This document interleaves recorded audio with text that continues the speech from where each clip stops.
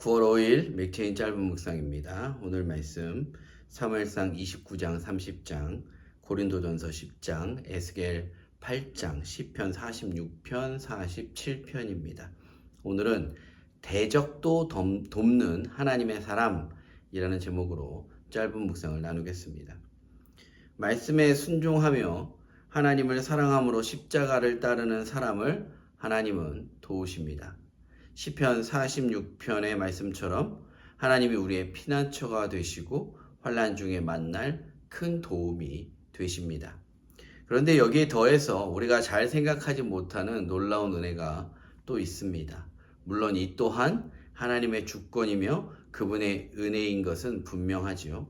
우리가 잘 생각하지 못하는 놀라운 은혜 하나는 대적들이 때로는 우리를 돕는다는 사실입니다. 그 대표적인 예가 사무엘상 본문의 내용입니다. 이스라엘과 싸우러 나가는 블레셋의 방백들이 아기스와 함께하는 다윗을 그 전쟁에서 빼야 한다고 주장하고 있습니다. 사실 다윗은 공경에 처했지요. 여러 이유로 아기스에게 몸을 피하고는 있지만 그렇다고 해서 동족인 이스라엘을 칠 수는 없는 노릇입니다. 하나님이 다윗에게 기름을 부으신 그 부으심이 블레셋의 왕으로 세우기 위함이 아닙니다. 하나님의 백성 이스라엘의 왕으로 세우기 위함임을 우리는 잘 알고 있습니다. 그런데 그 이스라엘에게 칼을 대라는 것은 말도 안 됩니다. 단 한 사람이라도 죽어서는 안 됩니다. 무슨 역사책에 나오는 것처럼 아니면 정치인들이 하는 것처럼 대의와 어떤 자신의 유익을 위해 소수의 희생을 감내해야 한다는 논리는 하나님이 원치 않으십니다. 이러지도 저러지도 못하는 다윗에게 빠져나갈 길을 열어준 것은 다름 아닌 블레셋의 방백들이었던 것이지요. 다윗이 오히려 전쟁 중에 자신들을 급습하여 이스라엘의 승리를 돕는 역할을 할 수도 있다라는 주장입니다.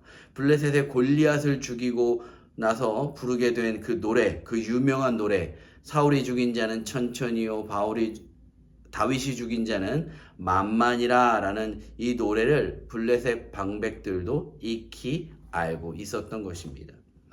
하나님의 섭리는 신묘막측합니다. 심지어 대적으로부터 도움을 받고 살 길이 열리게 될 줄 누가 알았겠습니까? 심지어 다시 시글락으로 돌아와 보니 그때 틈을 타서 기습한 아말렉을 다시 쫓아가 모든 잃었던 것을 회복할 수 있지 않았습니까?